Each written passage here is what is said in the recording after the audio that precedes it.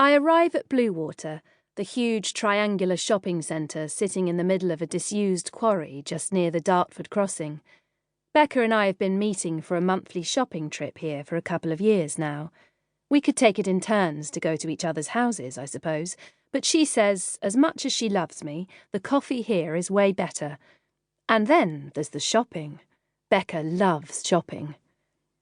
I head for our usual cafe and order a coffee. I could wait for Becca before I order, but I don't. Ever since I've known her, if we've arranged to get together, I'm always 10 minutes early, and she's always 20 minutes late. I know I should just adjust my arrival time and turn up late as well, but somehow I can't make myself do it. I've just reached the silky froth at the bottom of my cup when Becca arrives, an uncharacteristic 10 minutes before her usual time, and collapses into the chair opposite me. She has a collection of shopping bags with her, things she needs to return to Coast and Karen Millen that she picked up on our last shopping outing and has decided don't suit her. I also have something to return, but it's a shower curtain that needs to go back to John Lewis. "Shall we get a table outside?" she asks, after scanning the restaurant. "The weather's glorious." I sigh inwardly, reach for my bags and stand up. Becca always does this. It doesn't matter where I choose to sit, she always wants to move to a better spot. I wouldn't mind so much, but I specifically chose this table because it's the one she wanted to move to last time. Becca is practically glowing. I haven't been able to take my eyes off her since she walked through the door, and since a few male heads turn as we move tables, I guess I'm not the only one. She's the same sort of size as me, slightly overweight, with the usual 40-something bulges and curves, but somehow she wears it better.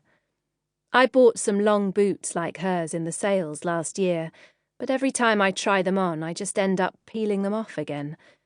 I wanted to see a stylish, mature woman staring back at me in the mirror, but all I could see was a pantomime pirate. They've sat in their box at the back of my wardrobe since January.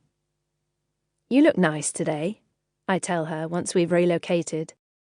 I usually greet people with a compliment, but today it isn't an automatic response pulled from my mental library at random. Becca grins back at me. "Thanks. I'm feeling great too." I can't help smiling with her. If happiness is a disease, it's about time Becca caught it. For a long time I thought her lousy ex had inoculated her against it. "I take it things are going well with the new man?" "Pretty good," she says, and orders a coffee from a passing waiter. It's very odd.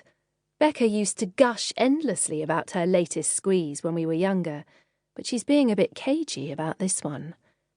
The only thing I can think of is that it's because this is the first proper romance since her divorce. "We might get away for a weekend soon, if he can work out getting time away from... getting time off." She looks down at the table again, but I see her secret smile. It sounds as if it's getting serious. Becca flushes. "I know. Ridiculous, really. It's early days and we've only been seeing each other a couple of months and I really should be dating and having fun, but he's just so amazing." I want to jump in and tell her that, while I understand how wonderful this is for her, how I'm truly pleased she's happy again, maybe she shouldn't leap into this relationship quite as hard and quite as fast as she has done all her others. But the words keep tumbling out of her in a breathless stream, as if, instead of filing up neatly behind one another to make sensible sentences, they're all racing each other to see who can get out first, and I can't get a word in edgewise. The gushing carries on as we leave the cafe. She instinctively heads in the direction of her favourite shops, and I trail along with her while my shower curtain gets heavier and heavier. I mention this after we've dropped off both her returns. "Of course," she responds. But then, when we've turned tail and are heading back towards John Lewis, we pass Hobbs. She gives me a sugary smile. "You don't mind if we pop in here, do you? It'll only take a minute, and they have this gorgeous blouse that'd be perfect for work now."